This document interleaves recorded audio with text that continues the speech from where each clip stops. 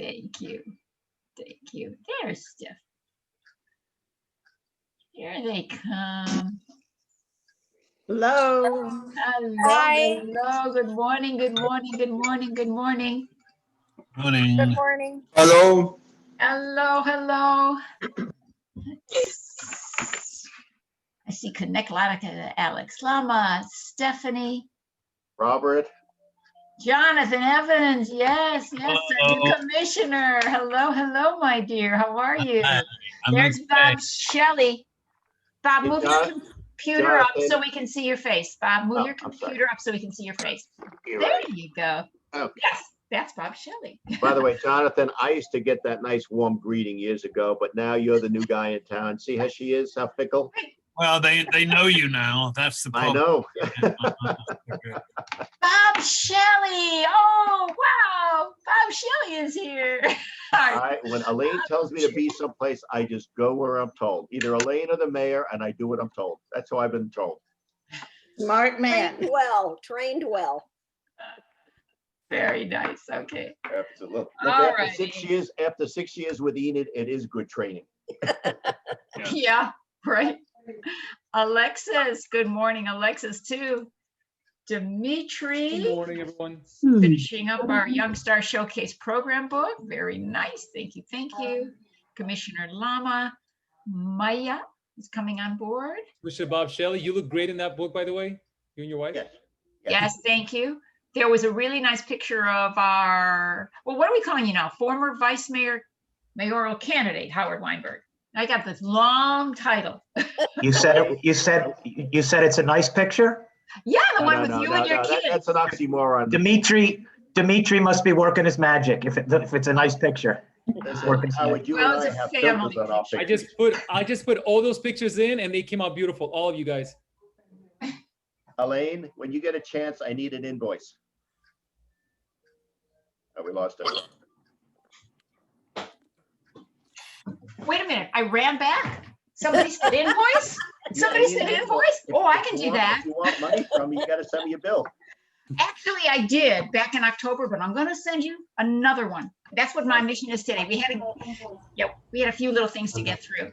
Okay. Look, Senator Book, I thought Senator Book was unavailable. This is a pleasant surprise. How about that? Oh, Yeah. Joe And Gibbons. Lauren, I thought you weren't going to be here. Look at my wrist. This is not a setup. I thought you were not going Saw to be that wonderful photo of you. Dad did show here. it to me. Your dad sent it to you? Yes. Okay, great. I'm glad to see you. Everybody's good. All right, and we're gonna keep right on schedule because we know our Senator Lauren Book has an emergency meeting that he has to leave for, but she moved it because it was so important, right? To be here with us, even for a few minutes. We'll take you for a few minutes. Oh, yeah. Hi, Jason. He's the better looking of the two senators in this call. But if Senator Silver gets here, then he's better than both of us. I don't know about that. I don't know. I I was think being- I just saw Masha Ovietta and she's pretty cute. Yeah. And Joe Gibbons, how are you? Great, how are you? Good to see everybody. Good, good. Is that a beard you're sporting? This little goatee. A little Is that a Movember thing? Yes. Nice. Hi, Enid. How are you? Hi, Enid. Good. I Marge. like your background, Howard. Yeah, it's a beautiful day out here in front. Hi, Marge. Gary, I'll see you. Hello, I'll see you in an hour, Gary. Hiya, Kimberly, look at who's coming on board. Oh, Yes, Howard, I already told Channel. Elaine I need to be off a minute or two before to log on Yes. to the review. I'll Yes. be jumping off with Gary. So will I. Okay, We have a charter review commission meeting. got it. Got it. Elaine, I think we can get started. I don't It is think- 12:05. We're gonna Yeah. start. Those that come late, miss a little bit of the beginning. Go ahead. You ready? Yeah, I think Michael gives us the, Michael gives us the go ahead. You're good to go. Senator Silver's here, but We're ready to go. Okay, All right. Well, anyway, besides Senator Silver, welcome everybody to our Tuesday afternoon Zoom meeting on the Tallahassee 2021 update with Senator Jason Pizzo and Senator Lauren Book on the Lawrence Kids update from the Lawrence Kids Foundation. I'm Gary Pyatt, AMC Chairman and owner of Association First and consultant for Campbell Property Management. So welcome to everybody, especially Senator Lauren Book, who had an unavoidable circumstance that just came up, and it's caused her to leave us a little bit early, but we thank you so much for taking the time. It looked like in your car to graciously join us at least for a couple of minutes. And a thank you to Senator Jason Pizzo, who has graciously offered to step in and give us the Tallahassee 2021 update. So that being said, let me first thank some guests that we have here. And if I miss anybody, Elaine will fill in. We have from Aventura, Mayor Enid Weissman, former Vice Mayor Howard Weinberg, and candidate for mayor in 2022. We have Commissioner Bob Shelley and candidate for mayor in 2022. New Commissioner Rachel Friedland, former Vice Mayor Billy Joel. From Sunny Isles Beach, we have Commissioner Alex Lama, Commissioner Jennifer Viscara, Commissioner Larissa Savechin. We have our guest here, former Florida State Representative Joe Gibbons. And if our former Dean Ron Silver is here, welcome. And if Phyllis Smith is here from North Miami, welcome. Did I miss anybody, Elaine? not that I know of. Perfect. All right. That being Good job. said, to move the program along and get Lauren her due time in, I'd like to welcome Ray Ramirez, our friend of the chamber and from the Hilton of Aventura, our meeting sponsor for today. Thank you for joining us, Ray. Thank you for sponsoring yet another Zoom program. Give us an update and I will introduce you, and the honor is all yours, Ray. Take it from here. Thank you, Gary. And now we're going to introduce Senator Lauren Book. And I know Senator Book is on a very short time frame, and we're delighted that you're able to spend a few minutes with us. So let me just say this. You've walked thousands upon thousands of miles to reach out to children and adults, to talk to them about preventing child sexual abuse and helping survivors heal with guidance and support. You and your amazing father, Ron Book, and your team have worked tirelessly through Lawrence Kids Foundation for over a decade to help protect children around the country and the world. With that, I'm honored to introduce Senator Lauren Book. Thank you so much. And I am so excited to be here. And I am even more, first of all, on a wonderful day before, a holiday like Thanksgiving. I want to say I'm thankful for all of you, but certainly thankful for Elaine Adler. I know that I made her crazy and brought up her blood pressure a little bit this week, so I apologize for that. But I also am so thankful to see so many people that I love and care about. Mayor Weissman, so many of you, Vice Mayor Weinberg, folks who have just been so much of a part of our family, our mission, our vision for so long. Representative Geller, and as like I said, the more handsome Senator Silver for being here today. It's such a wonderful thing to be able to connect, albeit from a distance. And I'm even more thankful that I get the opportunity to do a tag team with my favorite Democratic and senator from our little universe in Tallahassee, Senator Pizzo, who has just brought so much joy to the chamber, to our caucus, and is just such a pleasure to work with. And so I'm really excited about that. And I'm gonna, talk a little bit about something, that I believe that's always so important, which is keeping kids safe. And we're living in a different world and in a different time. And certainly, I think it's really interesting. We're getting some stuff back right now, surveys that we did throughout the pandemic. And, as we kind of lead into the legislative session here, and we looked at some of the abuse reporting during the time of the pandemic, abuse reporting went down. We have some preliminary data that would suggest 50 to 75% on the year to year of abuse reports. And so one of the things that I was really worried about sharing children and families and going into a really difficult budget cycle was that the thought would be we're going to have to shift and allocate funds in so many different places, but wanted to make sure that we were keeping our children safe, keeping our communities safe. And so we sent a bunch of surveys out to children's advocacy centers, to domestic violence shelters throughout the state, and came to find out that just because abuse wasn't being reported on the hotline doesn't mean that it wasn't happening. I know everybody on this call is shocked about that. Not at all. We know that it's still happening, and it's actually become much more violent, which is very scary. And we also found that when kids did start going back to school face to face, that the abuse reports not only got to a level place to where we were same time year to year, but have increased significantly, and the needs are even greater. And so we know that these things are happening. We know they're happening day in and day out. We know 1 in 3 girls, 1 in 5 boys will become a victim of sexual abuse before their 18th birthday. And 1 in 5 children, regardless of their gender, that touch a digital device will become a victim and being solicited for sex online. And so we know those things are happening, certainly at an increased risk now, because we are so dependent on our digital devices to keep children safe. And so I'm just so thankful to have such a strong community of support, throughout the state, but here particularly in Aventura, each and every one of you have played such an integral role in making sure that we've kept children safe, whether it's, supporting Lauren's kids, joining the walk, or just spreading the message that it's okay to tell. You all have been so supportive of everything that we do, and we're so very thankful for that.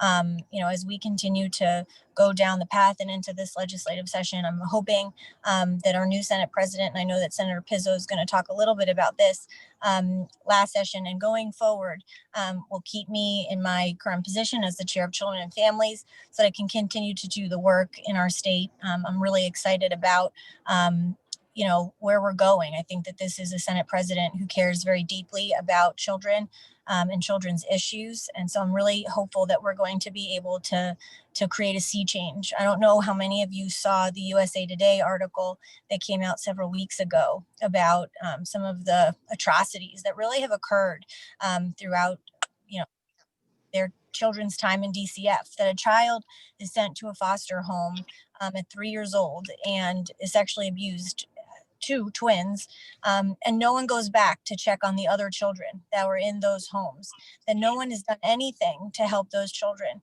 We really do need to take a deeper dive and a deeper look at that. And so I'm really looking forward to the opportunity, hopefully, to dig into that and make sure that we can keep children safe. They're our responsibility. They're our children. And I'm really hoping that we'll have that opportunity. And I know with Senator Pizzo along my side, we will make sure that those things happen. It's been a really interesting time during the pandemic, navigating, so many different pieces of the world. And it's definitely most important that we keep those that are most vulnerable among us safe.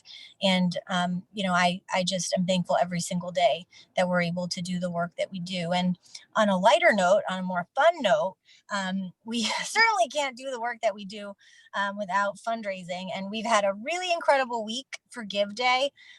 It's been a lot of fun. We raised over $50,000. And a lot of people want to see my dad sing It's Raining Men. And, that is several of the requests that have been made. And if you did not get a chance yet to donate to Get Rombook to sing anything that you may want to sing, you still have that chance. But it's been just such a wonderful thing to watch so many people want to humiliate him, because it's going to be so fun to watch. That'll be it'll be like the first week or so of December. And I just, it'll be a lot of fun. And again, for such an incredible cause, to continue to do the work that we're doing to keep children safe and to make sure that we're kind of educating them no matter where they are. I think that that's a big piece of what's so important, that going forward, whether a child is learning at home or, in person, face to face, we're making sure that curriculum, that education is getting to them wherever they are. that we're getting them help if they need it. And so I just, again, can't thank all of you enough for continuing to support us in our mission to keep children safe. And I know, again, that anytime you can make my dad sing It's Raining Men, I appreciate that. And so I know that I have just such it's such a privilege to be able to work with Senator Pizzo, but an even greater privilege to work with Maggie. That's the true reality there. But I am also very excited to have the opportunity to introduce Senator Pizzo, who I just have such a tremendous amount of respect for. He is an incredible leader. He is just somebody who digs in.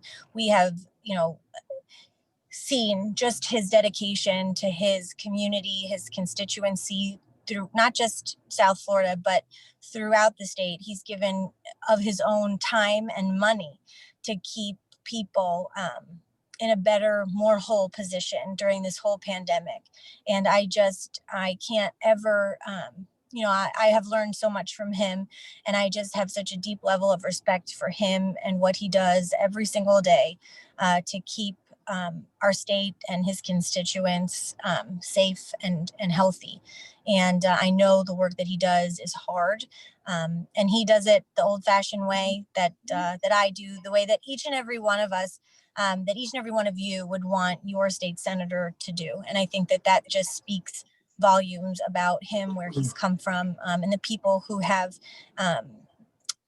helped make him what he is today. And so anytime I have the opportunity, I like to just tell him how much I love him and how special I think he is. So I know that he's going to do a great job giving everybody the lowdown on last session, this upcoming session. And I know that he's going to do, and we will continue to do great things to make all of you proud, because I know not only is Elaine watching, Gary, all of you, but Mayor Weissman is watching, and I know that that we want to be on task.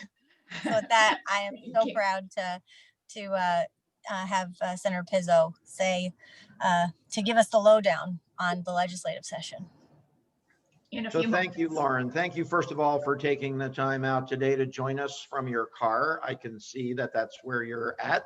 So thank you for all you do in Tallahassee, and obviously, without saying thank you for all you do for Lauren's kids. Thank you for taking the time today. Thanks.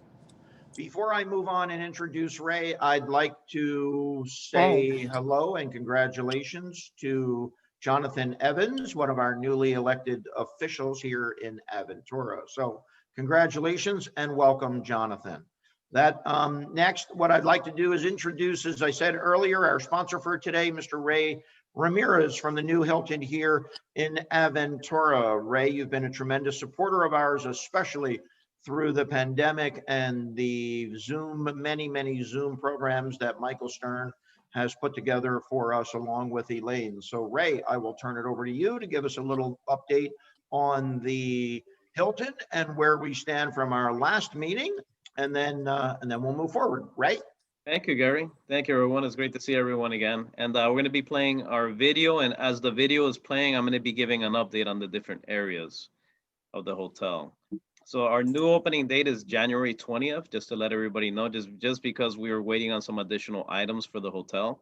But again, the property is making great progress. The boardroom, the ballroom is almost ready completely. We're just missing, we're waiting. We have the carpet, we're going to complete it. What? The whole lobby area is complete as well. So that you're seeing there in the media pods, that's all been installed. So all the masonry, everything is in. We're working on finalizing just a little bit of the guest rooms. The library is almost complete. So that's the library area in the lobby. So that's almost ready. That should be ready in the next week or two. And in the next call, I'll actually show pictures of everybody of the update. And then next, we'll see a little bit of the other areas. Again, as I mentioned, the ballroom is almost complete. We're waiting for, there's a picture right there of the ballroom. The only thing missing at this point is the chandeliers and the carpets. Chandeliers are here and the carpet is here, but we're waiting till the very last minute to install the carpet. But I'm happy to say our beautiful ballroom is ready and it's complete. Also, all the rooms are ready, except for just some furnishing we're waiting for. So that, I'll give you everybody an update once that part is done. Our executive lounge, I'm happy to, that's actually our bar. And it's called Gala. It's called Muse, and our restaurant is called Gala. So it's Dali inspired. We're actually finishing the bar in the next couple of weeks. That's our other lobby area, and that area is complete except for the carpeting that you see there, which should be ready soon. So executive lounge, that's a picture of our executive lounge. We're just finalizing the masonry there.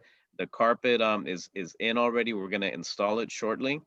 Rooms, we already have several. We already have our model room available, which for anybody that needs a hard hat tour, contact me. We'd love to show you the property.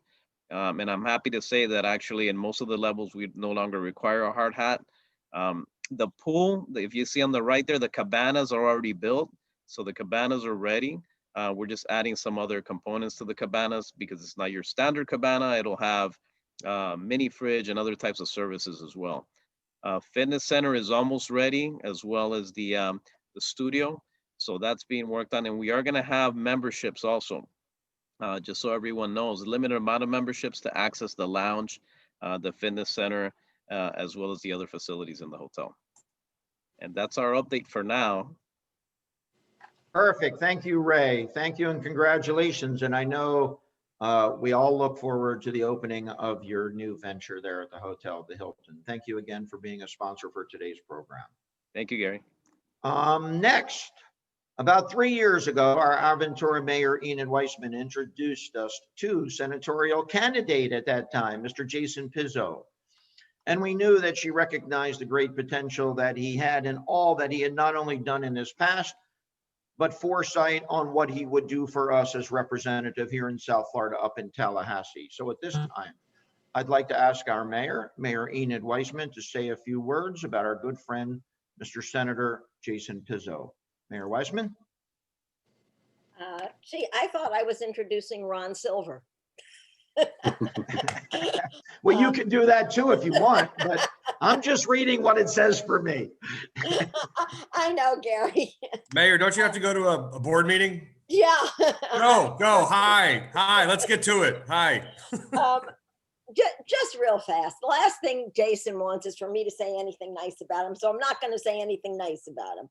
But I am going to tell you that he does work fearlessly. He works ferociously. He works practically nonstop every single day for the people in his Senate District 38. I can't wait to hear the update. We all know Tallahassee is not going into a good year economically, but you're going to have a much clearer way of explaining things. And I hope you touch on the health crisis, on gun violence, what's going on with our infrastructure and water, because these are all areas that you've made yourself an expert in. So without further ado, Jay, it's yours.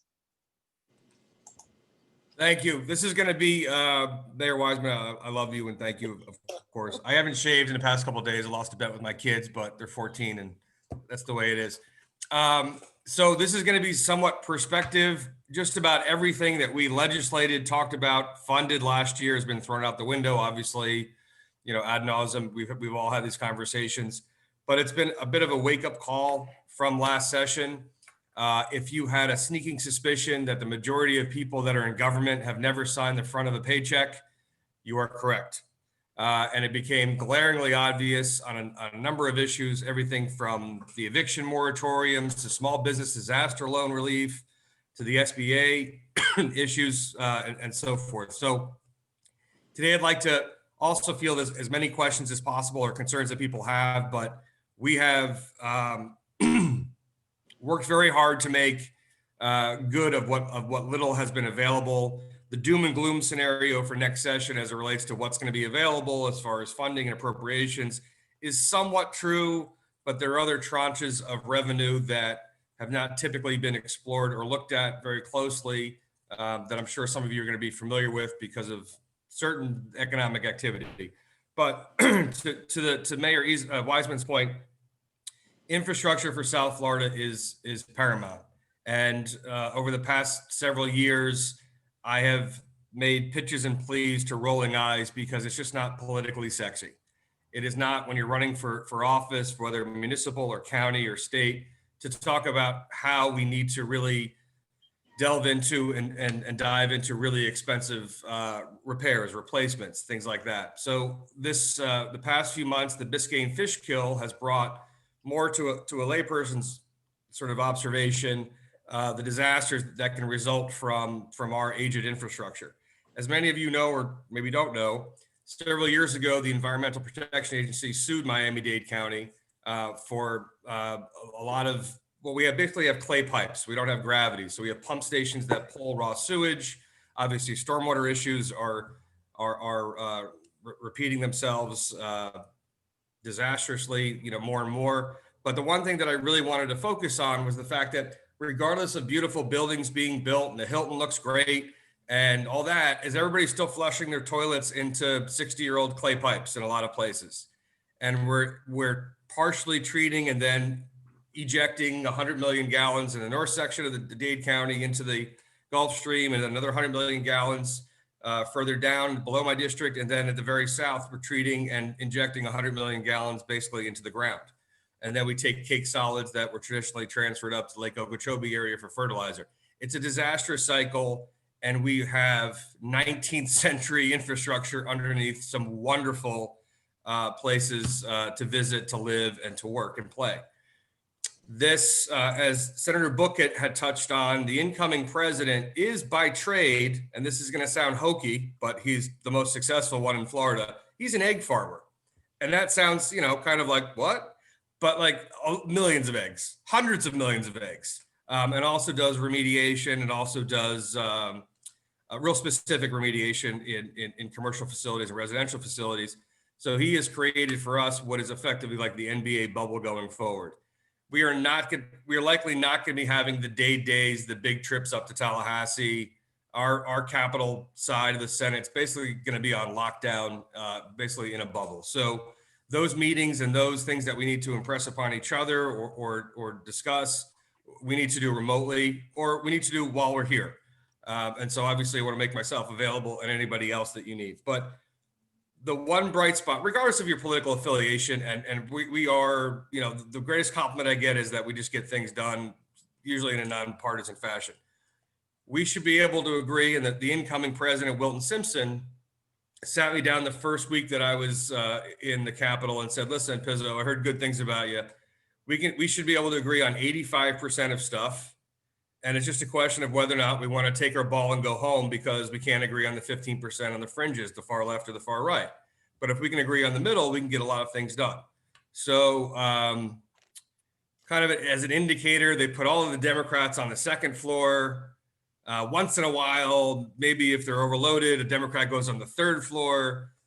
So I just got my office assignment. I'm on the fourth floor, which is inside baseball, but kind of a big deal. And I know Senator Silver knows what that means. And I'm not presumptuous, but there's possibly next week I'll be announced as the chair of one committee, which is a very big deal for a freshman Democrat in the majority Republican House and Senate and cabinet. So to Senator Book's point also, and what she focuses on so dearly, we've had, I think we're close to 30,000 people that we've helped individually on unemployment and a host of other issues. I know we do everything from driver's licenses and insurance issues and landlord issues and eviction issues, a lot of pro bono legal work that Maggie and I have taken on by that fact that we have law degrees and were prosecutors before.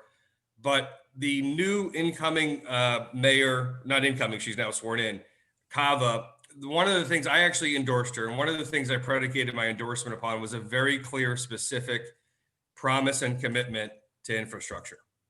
So while we have, second or third largest commerce and tourism market, we again suffer from the fact that Thanksgiving in 2018, my family was all excited to come down and stay in Bal Harbor and celebrate Thanksgiving after my swearing in.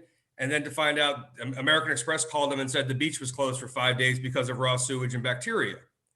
We can't have that anymore. We can't have nutrient-rich fish kills. We can't have canals backed up. The sargassum seaweed is a Mother Nature issue of an upwelling in Western Africa, but it's something that we can somewhat remediate if we do so in the water and not wait till it gets to the shore to emanate hydrogen sulfide. We all got crash courses in epidemiology this year, and some of us more so even in bacteria as well as viruses. But finally, you know, maybe it's because I was made to read Silent Spring by Rachel Carr, I guess, when I was in high school. These are things that sort of are like no-brainers. Again, it has not been sexy to talk about the fact that we need about $3.5 billion to rip up and repair and replace our aged sanitary infrastructure. That we still in 2020 have 100,000 septic tanks in Miami-Dade County. All of my cities of Miami Shores, Biscayne Park, and El Portal are on septic. 1,255 homes and businesses in North Miami Beach, none in Aventura. But a number of other places in North Miami, we have repetitive, disastrous flooding. And I have constituents at 2 o'clock in the morning 2 weeks ago telling me about how raw sewage is coming right up through their bathtubs and their sinks. And this is 2020. Last week when I was driving up to Tallahassee, I caught SpaceX launching a rocket and people into space and connecting with the International Space Station, but we can't solve raw sewage problems here. So that's it. I mean, that is paramount. What does that mean? That means that we need to move the needle with the Department of Environmental Protection, with the EPA's assistance. They have programs. They typically don't apply to places in such really highly densely populated metropolitan areas. But folks, that's our immediate future, and long-term future is going to be infrastructure. And I think there's going to be a shift in jobs and concentration as it relates to the engineers, what you work on, to architects, to planners. It really sort of has to revolve around that, or we don't survive. There are two languages that my colleagues speak in Tallahassee and as well as Washington. One is either on philosophy or ideology, and the other one is on economics. And really the simple argument I make is if you have a $20,000 car, you'd spend $200 to fix it. If you had a $200,000 condo, you'd spend $2,000 to fix it. So if you have about $300 or $400 billion of assessed value of real estate, you should be able and be prepared to spend $3 to $4 billion to preserve it and protect it for the future. A number of bills that we filed last session, the session before, passed. The governor has not vetoed any of my bills, which was like a really good thing. But there are, and Mayor Wiseman spoke about gun violence, and that doesn't necessarily enter into an Aventura Marketing Council or Chamber of Commerce kind of conversation, but it does tie into the fact that a lot of us got to really know our wives and husbands this year. And my wife was happy that I was on the road a lot. Let's just put it that way. No, but we had people reaching out from all different areas. It got so bad in pockets. I even donated $5,000 personally to Crime Stoppers because a 7-year-old had been killed and no one was coming forward. And we keep having these issues. I have women who are being abused and harassed and in bad situations reaching out for, you know, on Facebook Messenger about something completely unrelated, but you get to see through it. And maybe it's because we were prosecutors, we see this, but there are kids who are really depressed, and mental health is a huge issue. One thing that we've gotten in a bipartisan sort of fashion is to commit to telehealth. Now, what's telehealth? Well, to show up, like the show up attendance rate for appointments related to mental health is usually physically about 20%. And with telehealth, it's at 80%. That's huge. That's huge. And it helps a wide range of people. So those are some of the things we're going to be focusing on and trying to augment. The incoming president shares Senator Book's concern for children. I never liked bullies, and I spent a lifetime helping victims. So that's something that's really paramount and that we're really working on. We have an entire generation of kids that have been told to stay home, to be afraid, to, you know, and to be sort of locked in. And I have two 14-year-old identical twin boys who love to be outside and love to socialize and love to kiss and hug and laugh and play. And this has been, you know, even for them with all of the resources in the world, has been difficult. And so I can't imagine what it's like when I hear from, you know, people early this morning saying, I have to be out tomorrow. My kids and I have to be out tomorrow, or cancer, single mothers with, you know, needing chemo appointments and evictions and food security, all that stuff. So I don't want to paint a huge doom and gloom because there's some really good news through all of this. Thousands and thousands of people, including my father, have fled high income tax states and have declared residency in Florida. So you're going to hear a lot about the budget shortfall as it relates to sales tax. We're not traveling as much. We're not spending on luxury goods and items as much. But our dock stamp revenue is going to be huge. The dock stamp revenue we take a portion of to contribute to what's called the Sadowski Fund, which all of you before I got to Florida voted overwhelmingly to support on the ballot to set aside dock stamp revenue, partial dock stamp revenue from mortgage notes and sales and transactions into a fund called the Sadowski Fund to pay for affordable housing. Affordable housing is not your grandpa's affordable housing idea. Affordable housing now is everybody. It's cops, teachers, firemen, it's workforce as well as affordable. And what's affordable, so to speak, in Miami is wildly different than Ocala and Gainesville. And while the state and politicians look to standardize a lot of salaries and amounts, it's still wildly different. So a lot of people applauded the governor for raising the teacher's minimum salary to $47,500. Well, we're already there here, right? And raising public defenders and prosecutors to $50,000. $50,000 goes a lot further in Trilby, Lutz. Is it Lutz or Lutz? I think it's Lutz, Florida, than it does if you're living on Brickell as a young professional with $250,000 in student loan debt. So that as it relates to that. I think there's going to be some fat cutting, so to speak, on a number of programs. And what I'm a big fan of, and this is going to be not great happy news for a lot of people, is a lot of the 501c3s who have just in a perennial fashion, just every year, just getting the same amount of dollars without a proper vetting, without really discovering if they're overloaded with salary and benefits as opposed to direct services. I think there's going to be a very sort of subtle pencil sharpening going on a lot. And we've seen that. I, in particular, the 40 senators, am very, very prescriptive and difficult sometimes with charities because they'll come to us with 87 cents on the dollar in salaries and benefits. And if you think that's just sort of a de minimis amount, there are hundreds of millions of dollars that go out the door to a lot of these services. A lot of these programs that are responsible for some after school, preschool, during school, community services that, do the lemon chicken lunches and hand out the plexiglass awards and things that we need to get away from. I don't want to say it's entirely an austerity measure situation that we're looking at going forward, but there is going to be a lot of belt tightening, so to speak. However, the good news, as it says about infrastructure, is also about technology. Is also about automation and cars and electrical vehicles, and we're bidding to get the SpaceX and the Space Command and all that thing. So we really need to focus on best practices and those industries that cater to those, and that makes up a big of the roster, so to speak, of the Aventura Marketing Council and other sort of savvier chambers of commerce like this one. So I know that sounds schizophrenic and apocalyptic at the same time, but it's important to recognize. The other thing that I want to just mention, and I see Rachel actually asked a question, what can municipalities do? We go up there and we sort of beg and plead to try to get little breadcrumbs. And what I mean by that is the state has a $93 billion budget. So it's like, yeah, we got $1 million for a swale project or $1.5 million for a pump station. It's not enough. They're Band-Aids. They're just to appease and assuage any kind of, angst and make it feel like we all did something, all that stuff. That's not what we need. We need real dollars. We also need a real commitment. Okay. We're not talking about a couple $1 million that each city needs. There's 34 cities in Miami-Dade County. There are 5 state senators, but somehow I have 15 cities.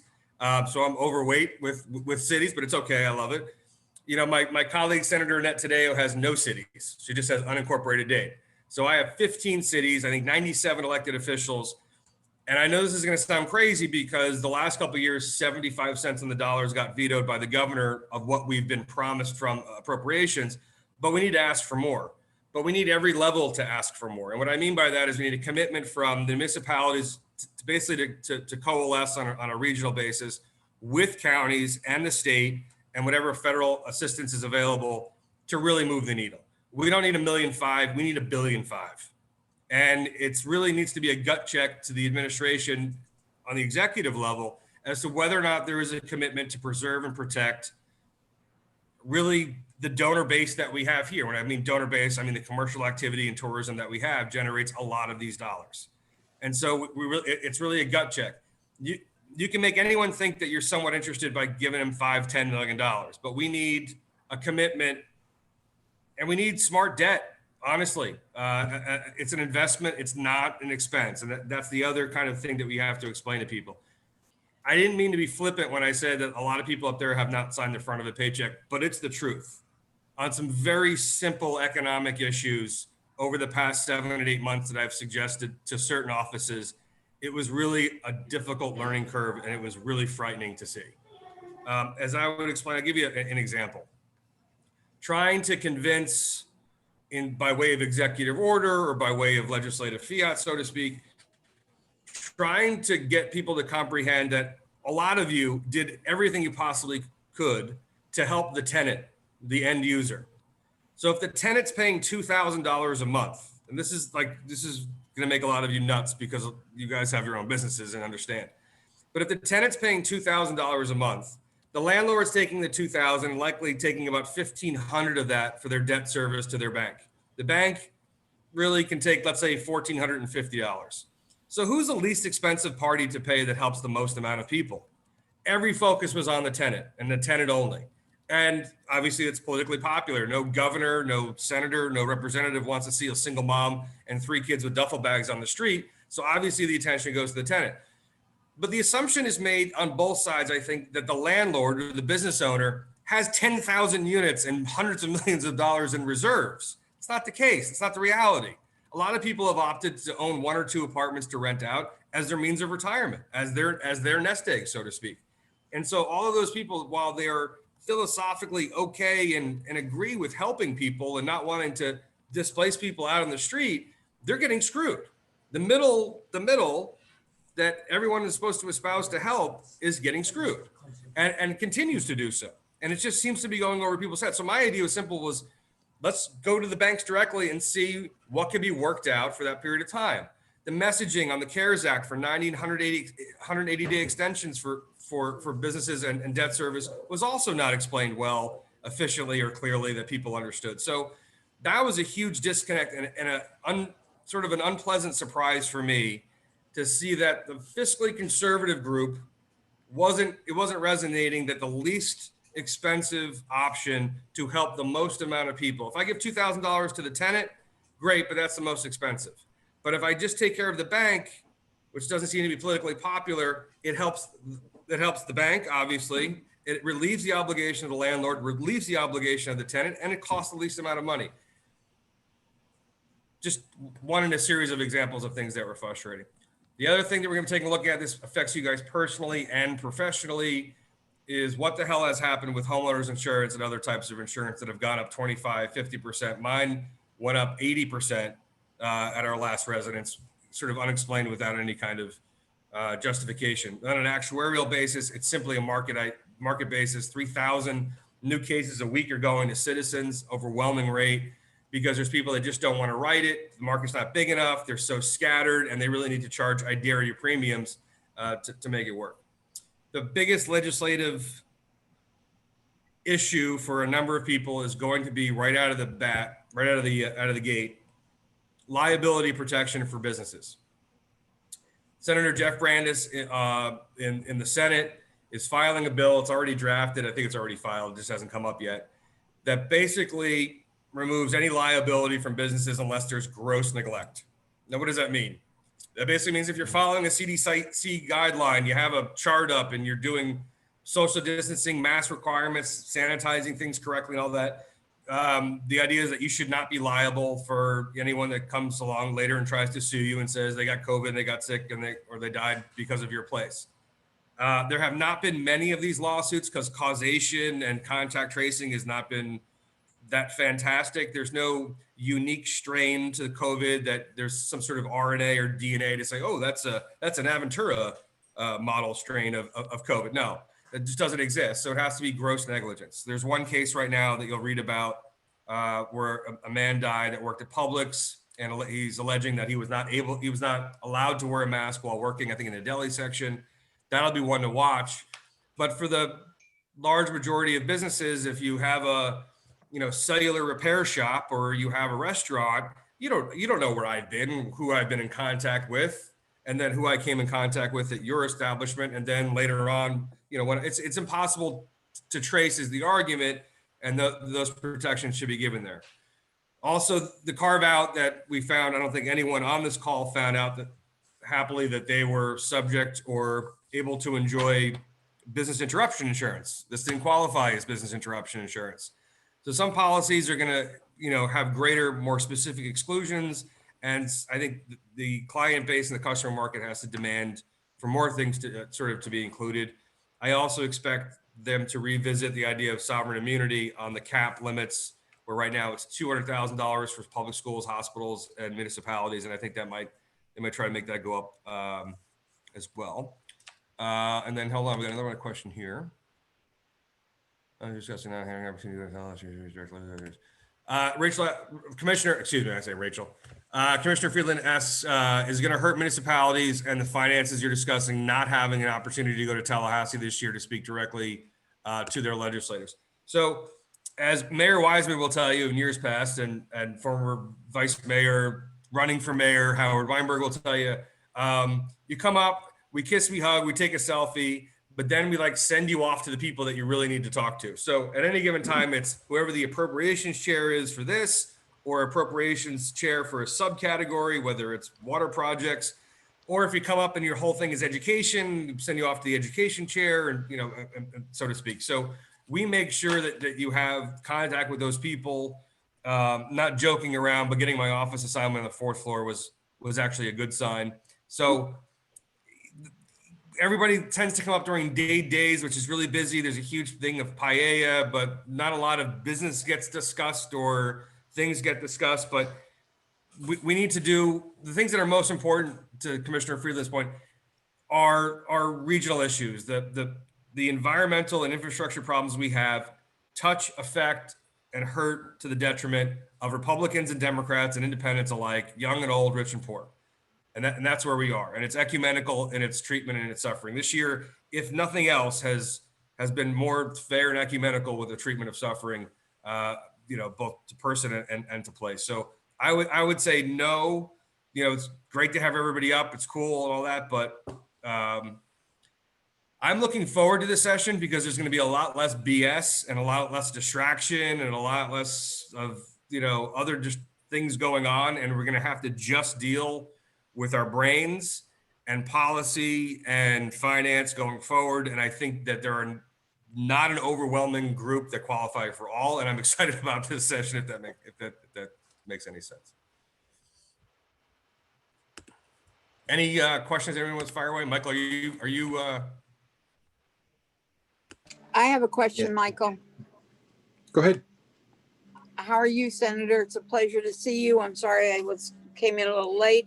How is it working with the school system to receive the funds from the state when they can't even record some children that aren't going to school and they're not registered to be on the web? So how's that working? On the attendance basis, they're going to take a snapshot, and Mayor Wiseman can actually probably speak better to that of when those dates are. Is it 1 or 2 days, or it's in October. Snapshot of attendance? Yeah, it's a 2-week period in October, and they're going to take the snapshot and compare it to last year's.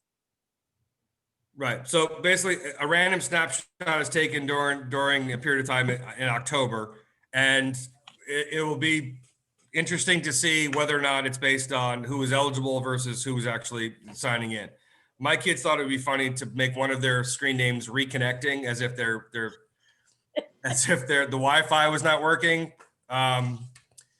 Except they left one of the N's out in Reconnecting. So we're going to talk about their English teacher about that. But it's typically a snapshot in October, and it's a very good question. We need to reconcile the actual 368,000 kids we have K through 12 to what's actually being reported and what's being funded.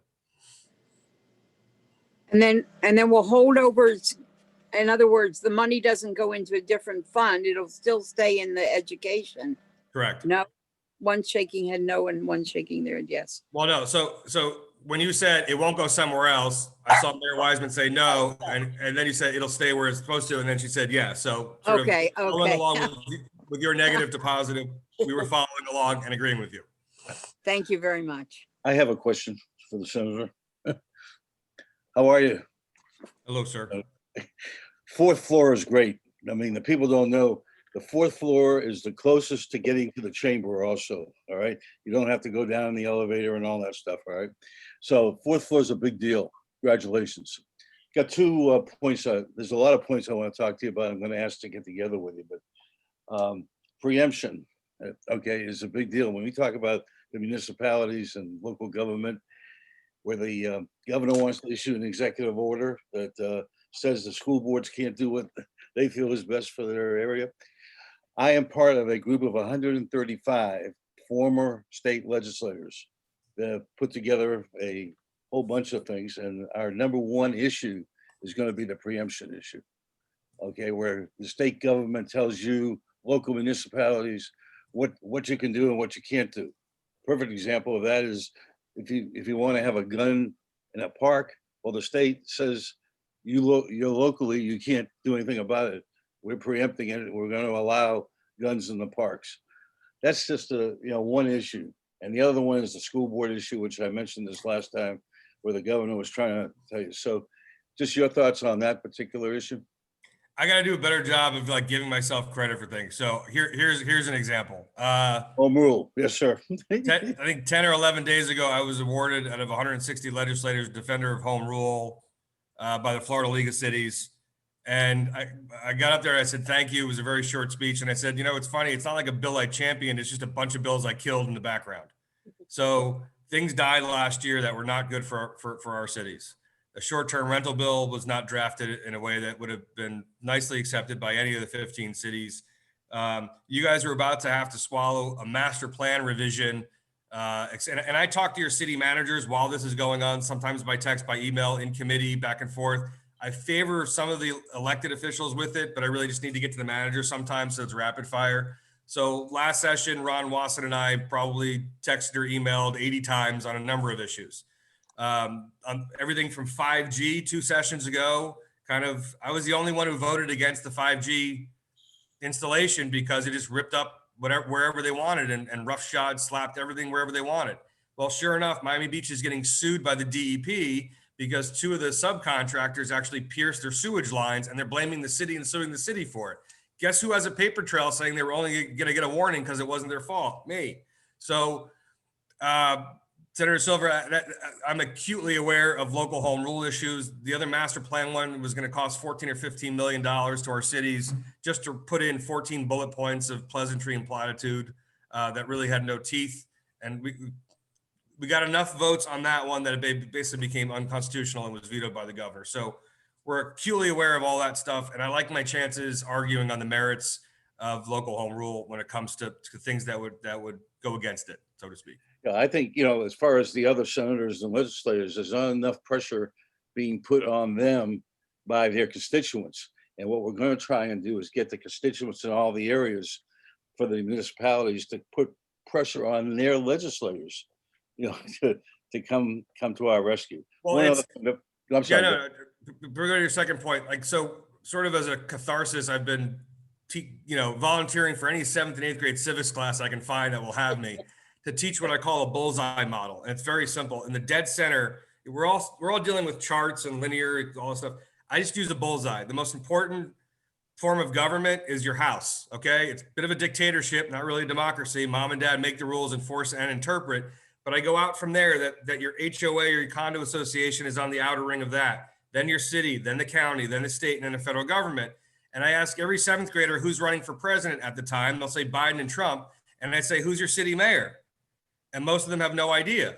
And I say, well, when the water doesn't turn on in your faucet, when your garbage doesn't get picked up and your toilet doesn't flush, do you think that has anything to do with Joe Biden or Donald Trump? And they go, no. I go, aren't those important things? And they go, yes. I go, so the closer you are to the bullseye in the center, here's the issue. The analogy works with any age, okay? But here's really the issue. I went, as part of that home rule thing in Kissimmee, they had me do workshops with with elected officials to teach them how to conduct a meeting and how to take it from people like me, chopping them up and going after their numbers and disputing things and toughening them up and thickening their skin a little bit. And the decision has to be, do a lot of local elected officials want to kiss the governor's ass and be in good favor, or do they want to do what's right by their city, regardless of your political persuasion? There's a finite number of dollars. There's 411 municipalities, 67 counties, a fixed amount of resources going around, and especially in a district like mine, so uniquely and so wildly and wonderfully diverse. I have Overtown, the 11th poorest congressional district in the United States, and I have Indian Creek Village. I mean, like two opposite extremes of economic circumstance. But can the mayors of each of those cities get together on on that 85% that I spoke of in the beginning? Can they get together on something they can agree on, where it doesn't matter if you're a Republican or an NPA or a Democrat, young, old, rich or poor, black, white, or Hispanic? What do you all agree on as a region? Because this region creates and represents tremendous amount of tourism and dollars for the state and the general revenue. But they see such a fractured, splintered group down here that can't coalesce on anything sometimes, that nothing gets done. Just a reality, nothing gets done. Just one more point, and that has always been the case with Dade County, because we've had half of the delegation going one way and half the delegation going the other way, and that equals zero, and all the other people get a lot of situations. Anyway, vaccines coming. How are we going to assure that we get our proper amount? We always get fouled up on the allocations. Any thoughts on that? Yeah, so I actually, Jim DeFeedy from CBS and I were talking about this in July, because we both suspected something was going to come out late November or December. I thought some tester might have come out like during the election week, but a little later than expected. I think Pfizer might get a couple extra bucks by concurring with the new administration. In any event, first responders should get it first, and then we should take a hard look at who the most vulnerable populations are. The elderly, African Americans have a much higher mortality rate, so do Hispanics as well. And going there, I'm a Irish, Scottish, Italian guy from New Jersey. I'm fairly healthy. I should not be one of the first people to get the vaccine. I should be one of the last people. I have health care provided by all of you and your tax dollars. I should not be one of the first people to get it. And that's basically how it should go. And it should fall after first responders to the least among us. It should go to the most vulnerable. I want everybody at the Sterling and Aventura to get the vaccine a hell of a lot sooner than I get it. And I agree with you. Okay. But when I was talking about allocation, I meant South Florida. Is Pahokee going to get more than South Florida? Yeah, we're gonna get shortchanged a little bit. It's going to be up to the wonderful medical profession and our elected officials to accurately stake their claim. We get screwed because we don't fill out the census, because we have people that are afraid to fill out certain questions or actually fill it out and be counted. And this was the year that was really, really important. We probably have a few 100,000 people, especially in and around Central, North Dade, and South Broward, who didn't get counted. And if this stuff is handed out on a per capita basis, we're going to get shortchanged. We get shortchanged by FEMA. We get shortchanged by any number of things because of our lack of count or our lack of participation. But the first responders should be easy to check. K through 12 numbers should be easy to reconcile. And then hopefully by extension, those students that are in those households, that household itself, whether or not they were counted or not. We have kids that are fully enrolled in K through 12 whose families are not counted in the census.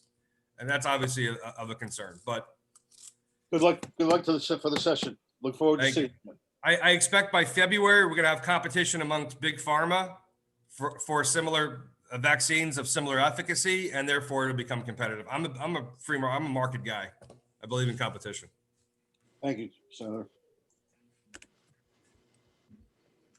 Gary, you want to take us home? Yeah, after that debate between Senator Silver and Senator Pizzo, I don't know about that, Michael.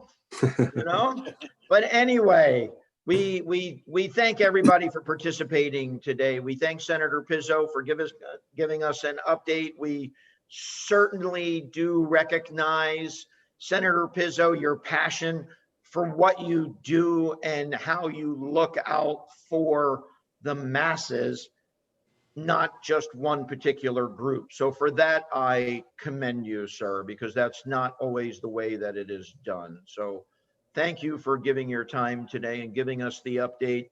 Thank you for all you do in support of the chamber and the people here within your district. Thank you to Senator Book, even though she's not here, for her giving some time to us earlier. What I wanted to do was also say welcome to our new commissioner. I did say welcome, but she was not on. I did see that she jumped on, and that is to our new Commissioner Rachel Friedland here in the city of Aventura. Thank you to Michael Stern for once again running a tremendous program and keeping us on track.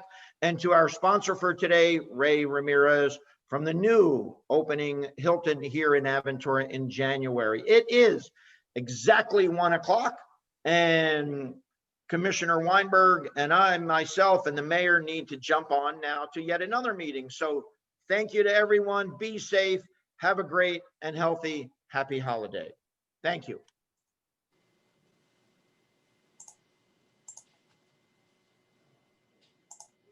Huge. Goodbye all. Thank you, thank you, thank you.